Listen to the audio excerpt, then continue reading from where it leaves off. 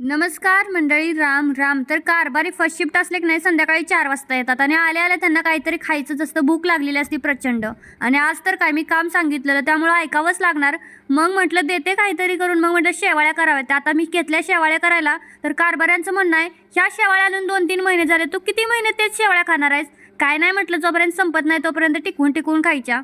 तर शेवाळ्या जास्त न खाण्याचं कारण म्हणजे ना, आमच्या घरी शेवाळ्या बनवायची मशीन आहे आणि आपल्या घरी जे असतात नाही ते आपल्याला नेमकं खाऊसं वाटत नाही. आणि आमचं सुद्धा तसंच आहे, रोज बघून बघून मग ते मनातून गेल्यासारखं खाऊच वाटत नाही. पण आज गोड खायची इच्छा झाली होती, तर म्हटलं मग चला शेवाळ्या बनवूयात. आणि स्वादी सोपी रेसिपी आहे, जास्त पण वेळ लागत नाही, म्हणून म्हटलं पटकन करून घेऊया. आता मी करते तशा तुम्ही करता का नाही नक्कीच कमेंट करून सांगा. तर शेवाळ्या छान झाल्या होत्या. खूप जणांची कमेंट येत होत्या, कारभारी दाखव कारभारी दाखव. आज आमच्या घरातला सगळ्यात सुखी प्राणी तुम्हाला दाखवते, तर चला तयार राहा.